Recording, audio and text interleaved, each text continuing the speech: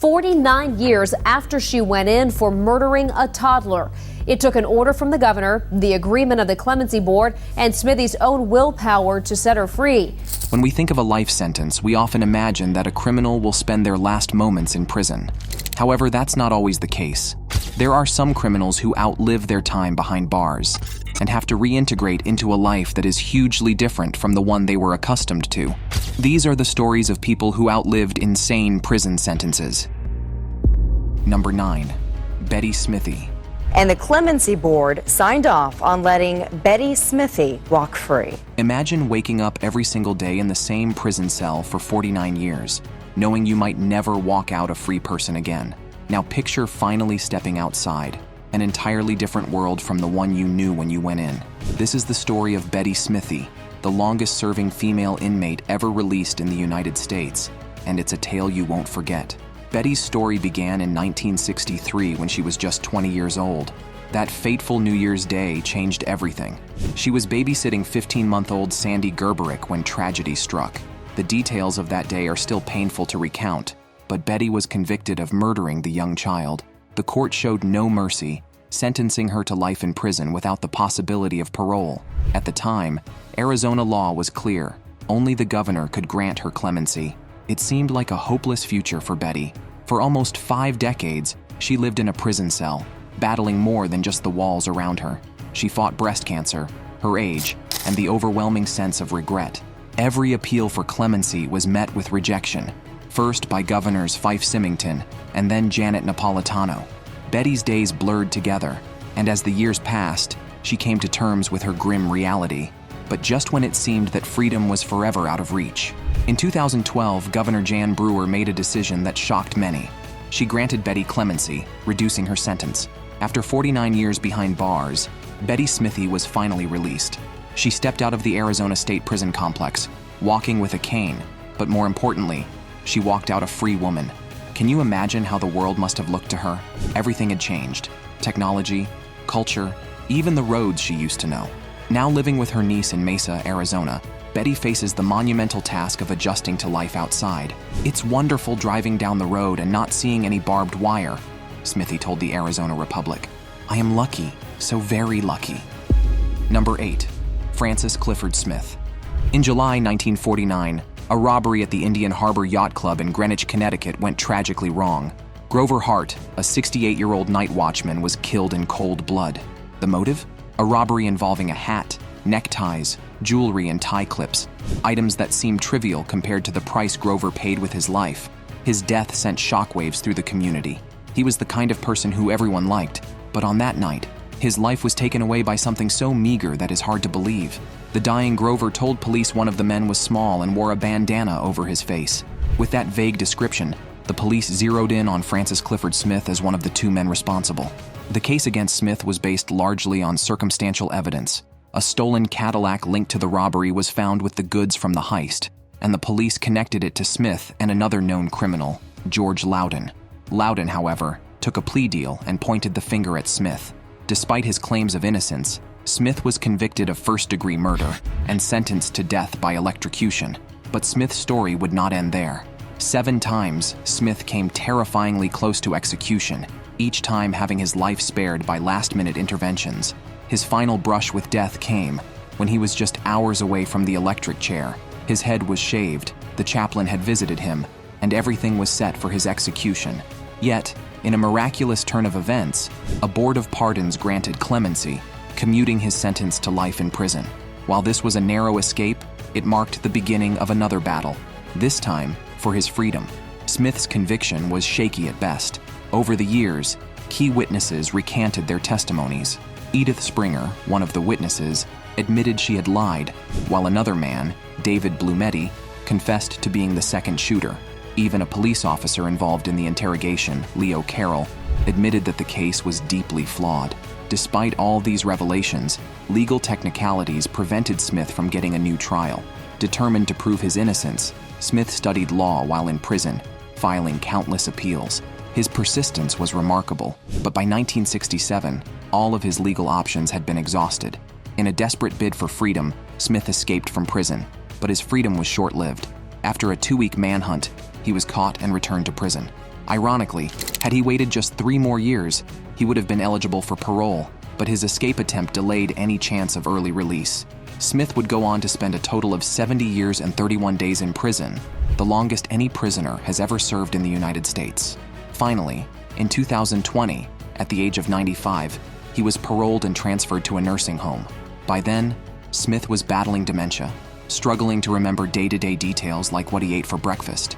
Yet, he vividly recalled the details of his case, the trial, the jury, and the witnesses that shaped his life. Number 7. Charles Edward Ford.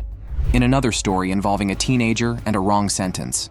It was 1952, and Charles Edward Ford was just a 19-year-old young man. But that year would be the one that changed his life forever. Not because of anything he did, but because of the failure of a justice system that would betray him in the worst possible way. You see, Charles was convicted of a crime he had absolutely no part in. He wasn't even at the scene when the crime occurred. Yet somehow, he found himself facing a life sentence for first-degree murder. Just like that, his life was stolen in the blink of an eye. Now, pause for a moment and think about this. A young man, barely an adult, loses his future to a system that judged him not on evidence, but on racial profiling, a biased jury, and a judge who didn't even allow him to bring in witnesses to defend himself. The jury was entirely white, and Ford, a black man, didn't stand a chance. It was a broken system, and Charles Edward Ford was one of its most tragic victims. How does someone fight back against that? Years passed, but Ford's battle with injustice was far from over. In 1975, he was granted a short leave from prison, but any hope that his life might take a turn for the better was quickly shattered. Another wrongful conviction came crashing down on him. This time, he was charged with second-degree assault. The evidence? A victim claimed to have seen someone near a red Ford Pinto, a car registered to Ford. That was it. Ford wasn't responsible, but once again, he was at the wrong place at the wrong time, and once again, his trial was flawed. A white jury, with little evidence and no chance to truly defend himself. The weight of this injustice was suffocating. Decades of Ford's life slipped away in a cell, knowing he was innocent, knowing the system wouldn't listen. His story, however, didn't end in silence. In 2016, hope came in the form of Judge Helen Harrington. She reopened Ford's original case from 1952 and uncovered shocking errors. Ford's lawyer had never filed an appeal, and the original judge hadn't informed Ford of his rights after the trial. With this new evidence, Judge Harrington threw out the case, and finally, Charles Edward Ford's nightmare should have been over. But justice, as sweet as it should have been, came too late. Ford was released on March 23, 2016, at the age of 84, and 64 years had passed since that fateful conviction. He had entered prison as a young man and left as an elderly man, with no family, no life, and no time to enjoy the freedom he had waited so long for. To make matters even worse, shortly after his release, Ford was diagnosed with aggressive lung cancer. It seemed like the universe had one final cruelty left in store for him. Despite the real criminal, Jake Robinson, having confessed to the crime, it didn't matter. It was too late for Charles to reclaim the years that had been stolen from him. And to add insult to injury, Ford never received any compensation for the decades of false imprisonment. He spent his last months relying on donations and charity, his health deteriorating rapidly. Number 6. Ricky Jackson. Ricky Jackson was just 19 years old in 1975. Ricky Jackson, a 59-year-old African-American man, had been jailed since 1975. When his entire world came crashing down. Along with his 2 friends, Wiley and Ronnie Bridgman, he was wrongfully convicted of the murder of a salesman named Harry Franks. The crime that would steal almost 4 decades of Ricky's life was based on a shocking lack of evidence. You may wonder, what could have led to such a tragedy? Sadly, the answer is devastatingly simple. The testimony of a single, misguided 13-year-old boy named Eddie Vernon. Yes, that's all it took. No physical evidence, no additional witnesses, just the false claim of a child. Eddie Vernon testified that he had witnessed the murder, and despite the lack of corroborating evidence, Ricky, Wiley, and Ronnie were all convicted. For Ricky Jackson, this meant being sentenced to death. Now, imagine that. A young man, barely out of his teens, sitting on death row, knowing he didn't commit the crime, but also knowing that no one believed him. Ricky's life could have ended right there, but thanks to appeals and paperwork errors, his death sentence was eventually commuted to life in prison. However, this only meant more years of waiting for justice that seemed impossible to reach. He would spend a staggering 39 years in prison for a crime he never committed. Then, in 2013, a dramatic twist changed everything. Eddie Vernon, the key witness who had sent Ricky and his friends to prison, broke down during a court session and admitted that he had lied. For the first time, he revealed the truth. He hadn't actually witnessed the crime. In fact, he wasn't even near the scene, but on a school bus more than a mile away when the murder took place. Even more frustrating, Eddie confessed that the police had pressured him into giving false testimony. Can you imagine how Ricky Jackson must have felt hearing that? Decades of his life were wasted because of one boy's lie. And worse, the lie wasn't even his fault. It was forced upon him by the authorities. In 2014, justice finally came for Ricky Jackson and Wiley Bridgman. After 39 long years behind bars, they were exonerated and set free. An Ohio man has been freed from prison after spending 39 years behind bars for a crime he didn't commit. Ronnie Bridgman had been released earlier in 2003, but for Ricky and Wiley, the wait for freedom had been excruciatingly long. But here's the thing. Does walking out of prison after losing almost 4 decades of your life truly make up for everything that was stolen?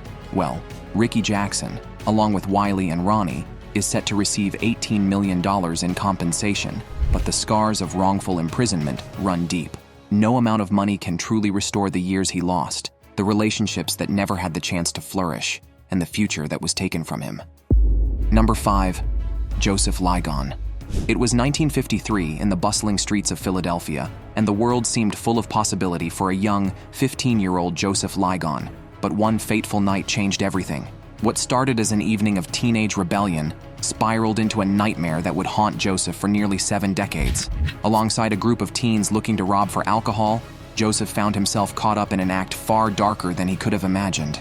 The night ended in tragedy, with 2 people dead, and Joseph's life was forever shattered. Here's the heart-wrenching part. Joseph Ligon didn't kill anyone. He wasn't even directly involved in the violence that occurred that night. Yet, the unfortunate reality was that being a young black teenager in 1950s, America meant that justice wasn't always on your side. Joseph was in the wrong place at the wrong time, and despite his minimal involvement, the law didn't care. Without a fair trial or any legal assistance, Joseph was sentenced to life in prison at just 15 years old. Imagine that for a moment. A boy, barely old enough to understand the gravity of the situation, was handed a life sentence without parole. No lawyer, no family visits, no support. The system turned its back on him, and he was left to fend for himself. The injustice didn't stop there. Joseph, confused and scared, was coerced into signing a confession, not fully understanding what it meant. His age didn't matter to the courts. His innocence was irrelevant. They wanted someone to pay for the crime, and Joseph was the one who would bear the burden. Decades passed. The world outside changed, but Joseph remained locked away, forgotten by the justice system that had failed him. However, there was a glimmer of hope. A lawyer named Bradley Bridge, who spent 15 years tirelessly fighting to overturn Joseph's sentence. Bridge believed, as many do today, that if Joseph had been given a fair trial in modern times, he would have likely served only a fraction of his sentence. But the 1950s legal system was broken beyond repair. In 2012, hope arrived in the form of a landmark ruling by the U.S. Supreme Court. They decreed that juveniles sentenced to life without parole must be resentenced, a glimmer of justice that Joseph had waited his whole life for. Finally, after nearly 7 decades in prison, Joseph was resentenced to 35 years, a sentence that meant he should have been freed immediately. 83-year-old Joe Ligon was released from State Correctional Institution Phoenix in Montgomery County, Pennsylvania. But Joseph wasn't ready to accept his freedom under the conditions of parole. He wanted unconditional release, no strings attached. It wasn't until February 11th, 2021, at the age of 83, that Joseph Ligon finally walked out of prison as a free man. He had entered as a teenager and emerged as an elderly man, having spent the majority of his life behind bars. No family, no children, no life outside of those prison walls. Yet when asked how he felt about his newfound freedom, Joseph's response was simple and profound. "I broke down with a big smile on my face." Number 4. Johnson Van Dijkgriggsby. Imagine stepping out into a world that no longer resembles the one you once knew. A world so different that it feels completely alien. This was the fate of Johnson Van Dijkgriggsby, a man whose life was confined within the walls of prison for 66 years. His crime? a deadly barroom fight in Indiana back in 1908 when an argument spiraled out of control and ended with the loss of a man's life. For that, Grigsby was sentenced to life in prison at a time when the world outside was vastly different from the one he would one day return to. Grigsby's imprisonment meant the slow passing of time as the world transformed around him, but he remained stuck in the routine of prison life. Over the years, he became a model prisoner, never causing trouble, following every rule, and maintaining his dignity. Yet, despite his impeccable behavior, Grigsby was denied parole 33 times. Each denial must have felt like the weight of the world crushing down on him, as hope for freedom faded year after year. Finally, in 1974, after 6 decades of imprisonment, Grigsby was released at the age of 89. Imagine stepping out of prison and seeing a world that has changed so drastically over the decades. When Grigsby first entered the prison, cars were a luxury, televisions were yet to exist, and the concept of cell phones was a distant dream. By the time he was freed, the world had become unrecognizable to him. His struggle to adjust was overwhelming. Trying to find work, reconnect with society, and simply exist in this new world was a challenge too great for a man who had spent the vast majority of his life in a cell. The sense of disconnection led Grigsby to an extraordinary decision. He voluntarily returned to prison. Prison had become his only sense of normalcy, a place where the routines were predictable and comforting, unlike the overwhelming chaos outside. He stayed behind bars for an additional 17 months before being released again at the age of 91. Following his second release, Grigsby found peace in a structured environment at the Marion County Healthcare Center, where he spent the rest of his days. It was a familiar setting with routines and rules, mirroring the life he had known for so long in prison. Johnson Van Dijkgriggsby passed away in 1987 at the age of 101. He lived through an era of immense change but spent most of those years behind bars, a guest in a world that had moved on without him. Number 3. Paul Gule Jr. What would it feel like to spend nearly your entire life behind bars, all for a crime committed in the naive desperation of youth? Paul Gule Jr.'s story is one of a young man who made a tragic decision at the tender age of 17, a decision that would almost cost him his entire life. On July 26, 1911, Paul attempted a robbery that would go terribly wrong, leading to a staggering prison sentence that lasted longer than almost any in history. Life wasn't easy for Paul before his crime. He had struggled through difficult work experiences, particularly at Rector's restaurant in New York City.